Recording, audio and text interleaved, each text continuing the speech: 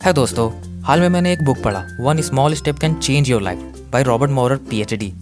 आज मैं आपको इस बुक का समरी बताने जा रहा हूँ। So please pen and paper रख लो और नोट जरूर करते जाना, ताकि आप बाद में सारी इंपॉर्टेंट चीज़ों को रिकॉल कर सको। ये सालों पहले की बात है। रॉबर्ट एक कॉन्फ्रेंस में गए हुए थे, जहाँ उन्होंने एक पेन एक्सपर्ट के लेक्चर को सुना। वो पेन एक्सपर्ट लोगों को डेली 1 मिनट मेडिटेशन करने के लिए इनकरेज कर रहे थे, क्योंकि कई बार हमारा पेन मेडिसिन या मेडिकल ट्रीटमेंट से ठीक नहीं होता है, जबकि मेंटल टेक्निक्स लाइक मेडिटेशन से बहुत आराम मिलता है। रॉबर्ट के लिए ये सरप्राइजिंग था, तो रॉबर्ट उस पेन एक्सपर्ट के पास गए और पूछे, आप क्यों लोगों को 1 मिनट मेडिटेशन करने के लिए बोल रहे हैं, जबकि आप भी जानते हैं कि 1 मिनट मेडिटेशन करने का कोई फ़ायदा नहीं होने वाला है। तो उस पेन एक्सपर्ट ने रॉबर्ट से पूछा, ये मेडिटेशन टेक्निक इस दुनिया में कब से होगा? यही करीब 2-3 हज़ार सालों से, रॉबर्ट ने जवाब दिया।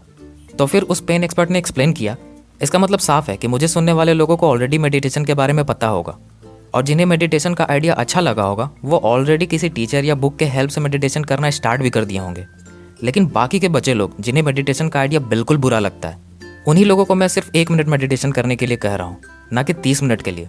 शायद उन्हें ये 1 मिनट आसान लगे और वो मेडिटेशन करना स्टार्ट कर दे, और फिर 1 मिनट करते करते कुछ ज़्यादा मिनट्स करने लग जाए, और हो सकता है कि उन्हें मेडिटेशन अच्छा लगने लगे। इसी तरह की सेम प्रॉब्लम हम सभी के लाइफ में। हम सब अपने लाइफ में कुछ ना कुछ चेंज करना चाहते हैं, और पता भी है कि चेंज कैसे होगा, बट एक्शन नहीं ले पाते। दुनिया का हर मोटा जानता है कि पतला कैसे होते हैं। सभी स्टूडेंट्स को पता है कि एग्ज़ाम में अच्छे मार्क्स कैसे ला सकते हैं। सभी को पता है अमीर कैसे बना जा सकता है, बट फिर भी नहीं कर पाते हैं। क्यों? क्योंकि हम सब सोचते हैं कि बदलाव इनोवेशन से होता है। हाँ, होता है, but not always. Always remember, आप एक दिन में कुछ अचीव नहीं कर सकते, बट अगर आप रोज कंसिस्टेंटली थोड़ा थोड़ा एक्शन लोगे तो एक दिन जरूर बड़ा अचीव करोगे। ये जो टेक्निक है, इसे जापानीज में काइजन कहते हैं, और इस छोटे से काइजन टेक्निक से दुनिया में बहुत बड़े बड़े इनोवेशन हुए हैं। For example, second world war के बाद जापान की हालत तो बुरे से भी बदतर हो गई थी। किसी ने नहीं सोचा था कि वो इम्प्रूव भी कर पाएगा, लेकिन उस इवेंट के बाद जापान में काइजन का बहुत इस्तेमाल हुआ। हर फील्ड में काइजन का यूज़ हो रहा था, मोस्टली इंडस्ट्रीज में, और रिजल्ट आपके सामने है। आज जापान कितना डेवलप्ड कंट्री है, all because of kaizen. Medical के फील्ड में भी काइजन का हमेशा से यूज़ होता रहा है, जिसमें वैक्सीनेशन रिवॉल्यूशनरी स्टेप था। इसमें बीमार करने वाले माइक्रो ऑर्गेनिज्म के बहुत छोटे से अमाउंट, मतलब काइजन अमाउंट को आपके बॉडी में इंजेक्ट किया जाता है। ये काइजन अमाउंट इतना छोटा होता है कि वो आपको बीमार नहीं कर सकता है। देन आपका इम्यून सिस्टम इस माइक्रो ऑर्गेनिज्म के लिए एंटीबॉडीज डेवलप कर लेता है और डाटा स्टोर कर लेता है, ताकि अगर फ्यूचर में सेम माइक्रो ऑर्गेनिज्म आपके बॉडी में एंटर करता है तो आपका इम्यून सिस्टम सेम एंटीबॉडी बनाकर बीमारी को हरा सके। तो अब आपको समझ में आ गया होगा कि काइजन कितना इंपॉर्टेंट और इफेक्टिव टेक्निक है, राइट? आगे वीडियो में मैं आपको 2 इंपॉर्टेंट चीज़ बताने जा रहा हूँ, जो कि बहुत ज़्यादा इंपॉर्टेंट है। बहुत ध्यान से समझिएगा और नोट करते जाइएगा। पहला, काइजन क्यों काम करता है, ये इतना इफेक्टिव क्यों है, और ये फेल क्यों नहीं होता है। और दूसरा, काइजन टेक्निक का यूज़ कैसे करें, ये बहुत इंपॉर्टेंट है, क्योंकि हो सकता है कि आपको पहले से काइजन टेक्निक के बारे में पता होगा, लेकिन फिर भी आज तक आपने यूज़ नहीं किया। क्यों? आई थिंक आपको काइजन टेक्निक का यूज़ करना नहीं आता है। कोई बात नहीं, इस वीडियो के एंड तक आप जरूर सीख जाइएगा। Number 1, why kaizen works. Kaizen काम क्यों करता है? एक बार की बात है, Robert UCLA school of medicine में फिजिशियंस की ट्रेनिंग को ऑब्जर्व कर रहे थे, जहां उनका ध्यान एक फैमिली प्रैक्टिस फिजिशियन की तरफ गया। उन्होंने नोटिस किया कि जो एडल्ट डॉक्टर से कंसल्ट करने आए थे, वो अपने प्रॉब्लम शेयर करने के लिए stress, anxiety, depression, nervous, tense जैसे वर्ड का यूज़ कर रहे थे, जबकि छोटे बच्चे अपने फीलिंग्स को शेयर करने के लिए स्कैर्ड, सैड, अफ्रेड जैसे वर्ड्स का यूज़ कर रहे थे। क्यों? क्योंकि बच्चे अपने फीलिंग्स को ट्रूली एक्सप्रेस करते हैं। बच्चों के लिए फियर एक नॉर्मल बात है, क्योंकि वो समझते हैं कि वो लाइफ के हर प्रॉब्लम को कंट्रोल नहीं कर सकते, जबकि एडल्ट्स को ये एक्सप्रेस करने में अच्छा नहीं लगता है, कि उन्हें डर लगता है। आपने ये नोटिस किया होगा, जब आप किसी बड़े को डरा देते हो तो वो ये मानते ही नहीं है कि वो डर गए थे। वो बोलेंगे, मैं डरा नहीं था, मैं बस चौंक गया था, राइट? अभी के लिए बस इस बात को याद रखना, ये वर्ड्स जैसे स्ट्रेस, एग्जाइटी, फियर का अल्टरनेटिव वर्ड है। हम सबको डर लगता है और ये नॉर्मल है। अब बात करते हैं कि काइजन इतना इफेक्टिव क्यों है और ये फेल क्यों नहीं होता है। और ये समझने के लिए हमें हमारे ब्रेन के अंदर जाना पड़ेगा। हमारा ब्रेन 3 सेपरेट पार्ट्स में डेवलप हुआ है। सबसे नीचे ब्रेन स्टेम होता है, जिसे रेप्टिलियन ब्रेन भी कहते हैं। ये आपको जगाता है, रात में सुलाता है और आपके हार्ट को एक्टिव रखता है। ब्रेन स्टेम के ऊपर मिड ब्रेन होता है, जिसे मैमेलियन ब्रेन भी कहते हैं। ये बॉडी टेम्परेचर, इमोशन, फाइट और फ्लाइट रिस्पॉन्स को रेगुलेट करता है। और बचा हुआ सारा ब्रेन कॉर्टेक्स कहलाता है। कॉर्टेक्स हमारे ब्रेन का जीनियस पार्ट है, समझ लो हीरो है। ये क्रिएटिव होता है, civilisation, art, science, music, rational thoughts, creative impulse सब यहीं पे प्रोसेस होता है। जब भी हम कोई क्रिएटिव चेंज या जंप स्टार्ट करते हैं हमें कॉर्टेक्स की ज़रूरत पड़ती है। बट प्रॉब्लम यह है कि हमारा ये तीनों ब्रेन हमेशा एक साथ स्मूथली काम नहीं करता है। जब हमारा रेशनल ब्रेन कहता है कि हमें वेट लूज़ करना है, लेकिन फिर हम चिप्स का पूरा बैग खा जाते हैं। हमारा ब्रेन कहता है कि ये इंपॉर्टेंट चैप्टर है, इसे पढ़ना है, लेकिन हम फ़ोन पे 1-2 घंटे बिता देते हैं वीडियो देखते हुए। जब भी हम डिसाइड करते हैं कि हमें कोई न्यू प्रोजेक्ट पे काम करना है या कुछ लिखना है तो हमारा माइंड ब्लैंक हो जाता है। और इन सब का जिम्मेदार है मिड ब्रेन। मिड ब्रेन में एक छोटा सा हिस्सा होता है एमिगडाला। ये फाइट और फ्लाइट रिस्पॉन्स को कंट्रोल करता है, जो कि सर्वाइवल के लिए बहुत ज़्यादा इंपॉर्टेंट है। जब कभी भी हमारे ब्रेन को डेंजर अलार्म मिलता है एमिगडाला फाइट और फ्लाइट रिस्पॉन्स एक्टिव कर देता है और बाकी ब्रेन के सारे नॉन इसेंशियल फंक्शंस जैसे digestion, thought process, sexual desire को बंद कर देता है और बॉडी को एक्शन मोड में भेज देता है।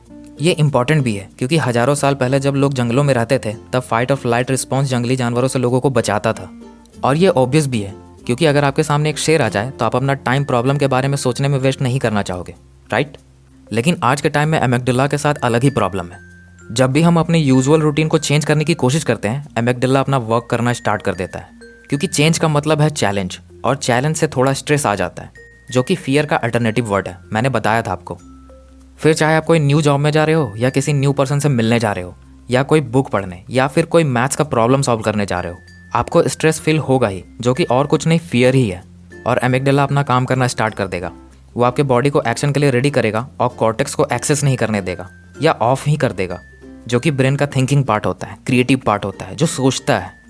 मतलब जब आपको सबसे ज़्यादा कॉर्टेक्स का ज़रूरत होगा तभी वो आपके साथ नहीं होगा। फॉर एग्जाम्पल, आपने एक्सपीरियंस किया होगा जब आप एग्ज़ाम को बहुत ज़्यादा इंपॉर्टेंट समझते हो तो आप रिजल्ट के बारे में सोचने लगते हो। इससे आपको स्ट्रेस फील होता है, आप नर्वस फील करते हो, मतलब आप डरते हो, और फिर आप एग्ज़ाम में कंसंट्रेट नहीं कर पाते हो, मतलब एमिगडाला अपना काम करने लगता है। आपका कॉर्टेक्स पे एक्सेस खत्म हो जाता है। एक आंसर जो आप एक दिन पहले सॉल्व किए थे एग्ज़ाम के दिन सॉल्व ही नहीं होता है, जैसे लगता है मेमोरी ब्लैंक हो गया है। और एग्ज़ाम के बाद जब आप घर जा करके वही क्वेश्चन को सॉल्व करते हो तो बहुत आसानी से सॉल्व हो जाता है, राइट? मेरे साथ भी ऐसा हुआ है। इसी प्रॉब्लम को काइजन सॉल्व करता है। काइजन आपके एमिगडाला को एक्टिव नहीं होने देता है क्योंकि काइजन आपको डरने ही नहीं देता है।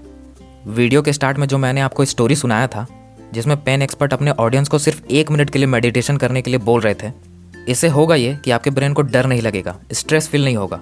बस 1 मिनट तो मेडिटेशन करना है, कौन सा 30 मिनट करना है।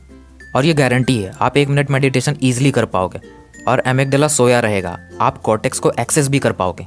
देन आप अपने क्रिएटिविटी से बिना स्ट्रेस लिए, बिना डरे, एकदम स्लोली मेडिटेशन के टाइम को इंक्रीज कर पाओगे, वो भी फन वे में। और कुछ ही दिनों में आप 1 मिनट को 30 मिनट में बदल दोगे या फिर उससे भी ज़्यादा टाइम तक मेडिटेशन कर पाओगे। मीन्स ये आपका हैबिट बन जाएगा। कम से कम काइजन की वजह से आप एक्शन तो लिए। अगर मैं आपको कहूँगा कि आपको 1 दिन में एक बुक पढ़ जाना है, देन आप एक्शन ही नहीं लोगे। लिए भी तो एमिगडाला की वजह से कंसंट्रेट नहीं कर पाओगे। लेकिन सिर्फ 1 पैराग्राफ रीड करने को बोला जाए तो, या फिर सिर्फ 1 सेंटेंस, गारंटी आप एक्शन लोगे, क्योंकि 1 सेंटेंस पढ़ने में कैसा डर, कोई डर नहीं, राइट? अब आप सोच रहे होंगे ये तो बहुत स्लो प्रोसेस है, इससे तो बहुत ज़्यादा टाइम लग जाएगा। बट ऐसा बिल्कुल भी नहीं है। काइजन पेशेंस रखने को कहता है। ये आपके माइंड में जो इनिशियल रेजिस्टेंस है जिसकी वजह से आप डरते हैं, एक्शन ही नहीं लेते हैं, उस रेजिस्टेंस को ओवरकम करता है ताकि आप एक्शन लो, एटलीस्ट स्टार्ट करो। भले ही स्टेप कितना भी छोटा क्यों ना हो, एटलीस्ट आपने एक्शन तो लिया, रेजिस्टेंस को ओवरकम तो किया। और जैसे जैसे रेजिस्टेंस कम होता जाता है आपका फ्लो इंक्रीज होता जाता है और कब आपका एक्शन बड़ा हो जाता है आप नोटिस भी नहीं करते। फिर आपका स्मॉल एक्शंस हैबिट बन जाता है and then everything is easy and automatic. ये उसी की तरह है जब प्लेन टेक ऑफ करता है। उस इनिशियल टाइम पर रेजिस्टेंस सबसे ज़्यादा होता है, लेकिन टेक ऑफ करने के बाद रेजिस्टेंस बहुत कम हो जाता है और प्लेन को बहुत कम एफर्ट लगाना पड़ता है। स्टार्ट करना दुनिया का सबसे मुश्किल काम होता है और काइजन इसी काम को आसान कर देता है। और काइजन का यूज़ आप स्टार्ट करने में ही नहीं, हर मोमेंट में कर सकते हो। ये हर जगह इफेक्टिव है। नंबर 2, काइजन का यूज़ कैसे करें।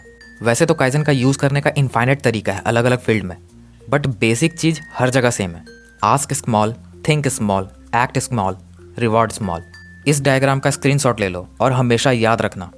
बड़े गोल से डर लगता है, फिर एमिगडाला कॉर्टेक्स को एक्सेस नहीं करने देता है, आपका क्रिएटिविटी, थिंकिंग सब खत्म हो जाता है, देन आप फेल हो जाते हो। छोटे गोल से डर नहीं लगता है, देन एमिगडाला एक्टिव नहीं होता है, फियर बाईपास हो जाता है, आप कॉर्टेक्स को एक्सेस कर पाते हो जो आपको सक्सेस दिलाता है। मैंने आपको बताया था कॉर्टेक्स हीरो है हमारे ब्रेन का। सो आपका एक्शन, थॉट, क्वेश्चन इतना छोटा होना चाहिए कि फियर बाईपास हो जाए, आपको डर ही ना लगे, ताकि कॉर्टेक्स एक्टिव रहे, आप क्रिएटिवली और रैशनली सोच सको और एक्शन ले लो बिना किसी रेजिस्टेंस के। सो एक्शन कितना छोटा हो सकता है, लेट्स सी। एक बार की बात है, ऑथर एक लेडी से मिले थे जो रोज एक्सरसाइज करना चाहती थी। इवन उसने एक बहुत महंगा ट्रेडमिल भी खरीद लिया था, लेकिन फिर भी वो एक्सरसाइज को अवॉइड करती थी। उसमें हिम्मत ही नहीं था कि वो एक्सरसाइज कर सके। देन उसने काइजन का यूज़ किया। वो लेडी 1 महीने तक ट्रेडमिल पे जाकर सिर्फ खड़े हो जाती, वहीं पे कॉफ़ी पीती और पेपर पढ़ती। अब खड़ा होना तो कोई मुश्किल काम नहीं है, तो वो कर पाई। उसके नेक्स्ट मंथ में वो कॉफ़ी पीने के बाद 1 मिनट तक ट्रेडमिल पे चलती थी। अब 1 मिनट चलना इतना छोटा काम था कि वो ईजिली कर पाई बिना किसी स्ट्रेस के। बट उसने स्टार्ट किया था सिर्फ खड़े होने से। जैसे जैसे रेजिस्टेंस कम होने लगा, वो हर सप्ताह 1-1 मिनट इंक्रीज करने लगी। शुरुआत में तो उसका ये तरीका लोगों को बहुत मजाकिया लगा, लेकिन ऐसा नहीं था। वो लेडी धीरे धीरे एक्सरसाइज करने के रेजिस्टेंस को कम करती जा रही थी, वो भी बिना किसी डर के। इतना स्लो और स्मॉल एक्शन था कि उसे स्ट्रेस फील ही नहीं हुआ। वो अपने फियर को बाईपास कर गई और एमिगडाला कभी एक्टिव ही नहीं हुआ। और उसका ये मजाकिया एक्शन ग्रो करने लगा और बहुत जल्द रनिंग उस लेडी का हैबिट में शामिल हो गया और वो बहुत आसानी से ट्रेडमिल पर रोज 1 माइल तक दौड़ने लगी। Amazing, right? So basically idea ये है कि स्टार्ट में आपका एक्शन इतना छोटा होना चाहिए कि आप फियर को बाईपास कर दो, एमिगडाला एक्टिव ही ना हो। देन इस बात को ध्यान में रखते हुए एकदम स्लोली एक्शन को इंक्रीज करो।